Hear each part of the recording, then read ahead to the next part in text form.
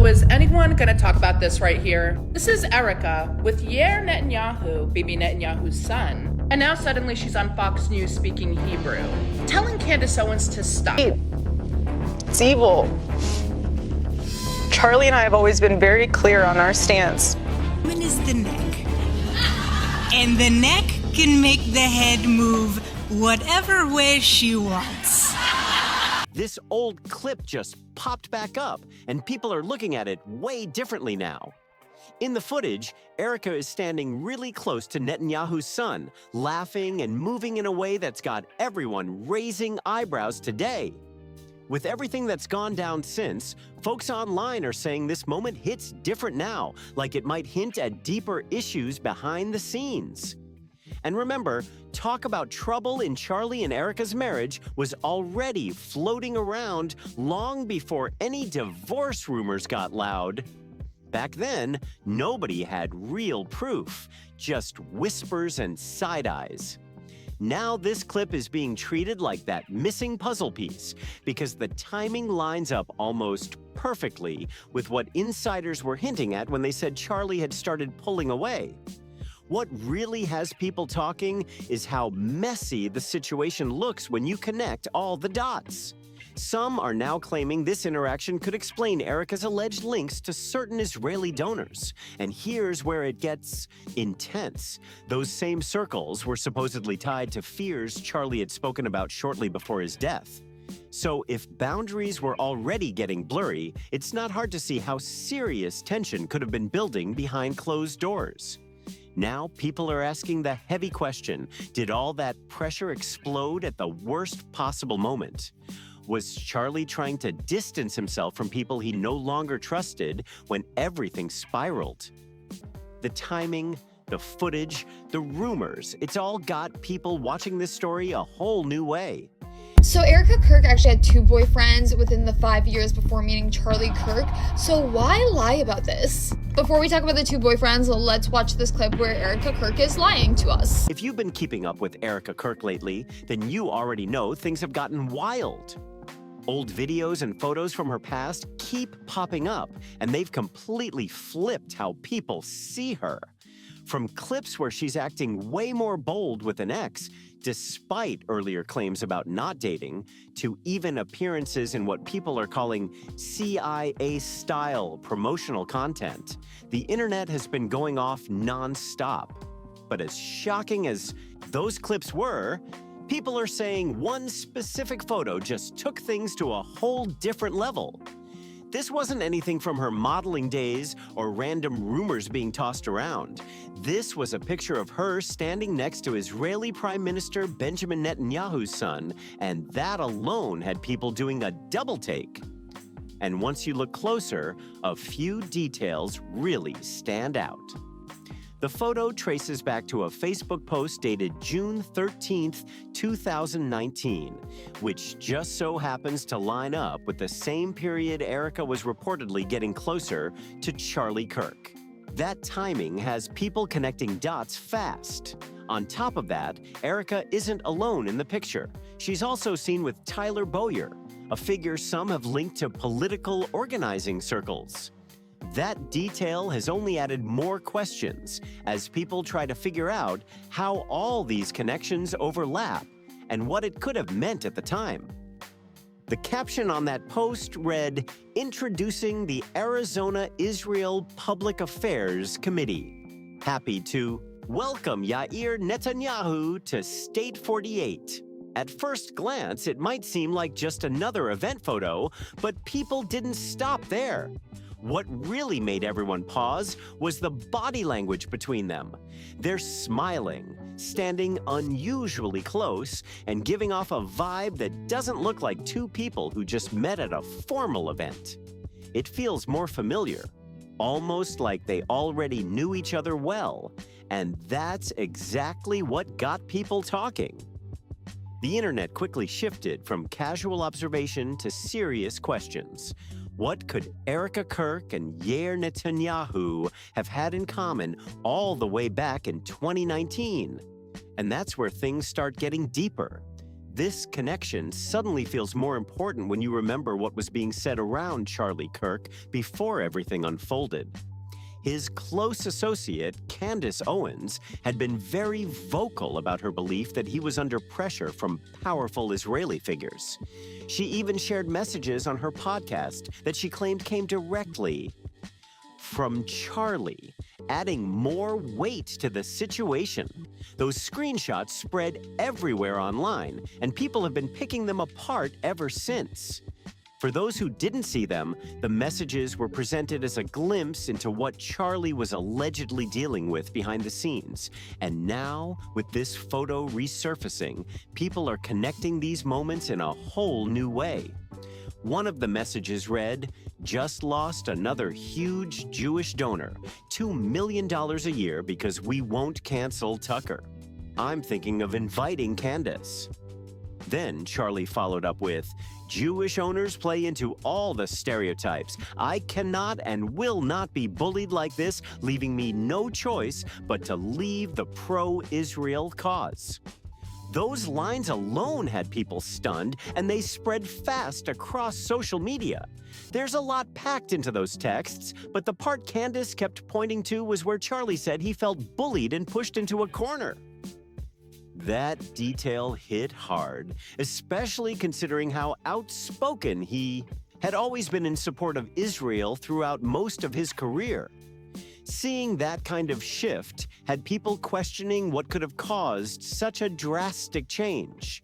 For someone known for standing firm on his views, a complete turnaround like that doesn't go unnoticed. It made people wonder if the pressure he mentioned went beyond just donors and public disagreements. The tone of those messages felt more intense than a typical political clash, and that's what really caught attention. So when that footage started circulating, people began connecting everything together.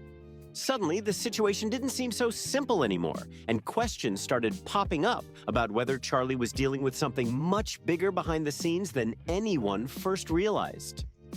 Not long after Charlie passed, people noticed Erika suddenly becoming more vocal than ever about her support for Israel. She even broke down in tears while calling out people who criticized the country, and that moment really caught attention online. What threw a lot of people off was how emotional she seemed there, especially since many felt she hadn't shown that same level of visible grief publicly after Charlie's death. For some, that contrast stood out in a big way. It sparked conversations about timing, emotion, and what might have been going on behind the scenes during such a sensitive period. Hate is hate. It's evil.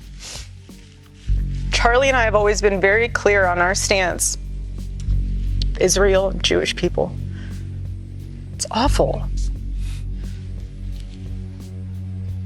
Awful. Anti-Semitism is what healing factor comes out of hating Jewish people? What healing factor comes out of hating Christians? People also started asking why Erika seemed so determined to align herself with Israeli political figures, especially with all the speculation that had been floating around at the time. Even if those rumors weren't backed by solid evidence, the optics alone had people talking. Publicly associating with individuals your husband was reportedly worried about didn't sit right with a lot of observers, and it raised more questions than answers. From the outside, it didn't match what many expect to see during a period of grief. That contrast made people look even closer at everything she said and did. After his passing, trying to piece together what was really going on behind the scenes. Then things got even more attention when Erika shared details about her final night with Charlie during an interview. According to her, Charlie chose to sleep in their toddler's room while their daughter stayed with her in the bedroom. She explained that he wanted to be well rested ahead of a speaking event at UVU, but that explanation left some people confused. The part that stood out most was the decision itself. People began questioning why he would leave his own bed and sleep separately that night, especially given the circumstances. That detail, small as it may seem, only added more mystery to an already complicated situation. The next morning only made things feel even more unusual. According to Erika, the only moment she saw Charlie was when he came into the bedroom to grab his wedding ring and neck chain. No long conversation, no goodbye hug, not even a quick kiss. He just left the house like that. For people who had followed him for years, that detail immediately stood out as completely out of character. Charlie always came across as someone who valued family and connection, so this kind of distance didn't match what people were used to seeing. It led many to believe that something serious must have happened behind closed doors the night before. Because walking out like that without any warmth, that's not something people could easily explain away. And that's when speculation really started to heat up. Some began wondering if Charlie had discovered something about Erika's alleged connection to Yair Netanyahu, confronted her about it, and things escalated into a major argument. The idea of a tense fallout leading to him sleeping separately quickly became a talking point across social media. With all these pieces being discussed at once, the reaction came fast and loud. A lot of people struggled to understand how things could have reached that point, inside their home. One comment that spread widely summed up the shock, saying, "Can you imagine Charlie saying F Israel privately to his wife? She texts the Netanyahu family." That kind of reaction shows just how intense and divided the conversation around this situation has become. Then comes the part that really shook people. Shortly after all of this, Charlie is gone. Whether it was the next day or a few days later, the timing alone had people stunned and asking serious questions.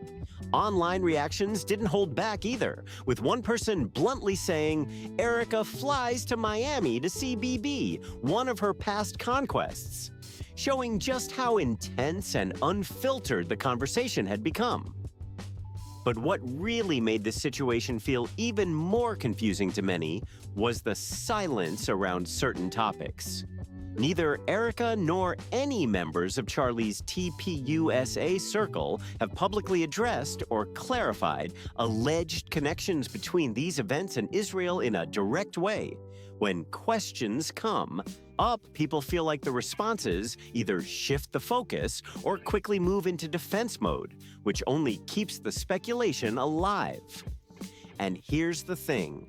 When something this big isn't clearly addressed, it doesn't just fade away. It grows, it spreads, and more theories start stacking on top of each other.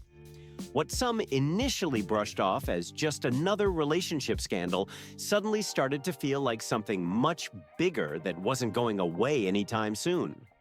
That's when another wave hit, driven by viral Reddit discussions claiming Erika was acting as a honeypot, or even a handler for Charlie. Those claims brought everything back to that resurfaced photo, especially since Tyler Bowyer was standing right there beside Erika and Yair Netanyahu. People quickly pointed out that Tyler was reportedly involved in introducing Erika and Charlie in the first place, which only added another layer to an already complicated story. I wanted to hire her. I only had one problem. Charlie Kirk wanted to date her. Long story short, I was very worried he was going to scare her off and screw it up. And I was going to lose this incredible prospect. Like all things he put his mind to, Charlie accomplished everything he put his mind to. But Tyler wasn't just some random friend making introductions at the time. He was deeply involved in conservative politics, with reported ties to major figures and work connected to campaign efforts behind the scenes. That detail alone has people rethinking everything, because if he played a role in bringing Erika into Charlie's life, it suddenly feels a lot more calculated to some observers. So now, with theories spreading that Erika may have had a strategic role in Charlie's life, that photo isn't being viewed the same way anymore. What once looked like a simple group picture is now being picked apart from every angle, and people aren't just focusing on that one moment anymore. The bigger conversation has shifted to what many are calling a pattern. You've got the early connection to Yair Netanyahu, the alleged pressure Charlie mentioned from donors, his noticeable shift in stance, and then the emotional and physical distance between him and Erika right before his death. When all those pieces are laid out, together people feel like it's harder to dismiss everything as coincidence. What really keeps this story heavy is the lack of clear answers.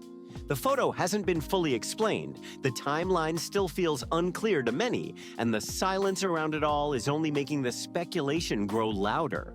And the longer that silence sticks around, the more people start treating these moments like parts of a much bigger story that hasn't been fully uncovered yet.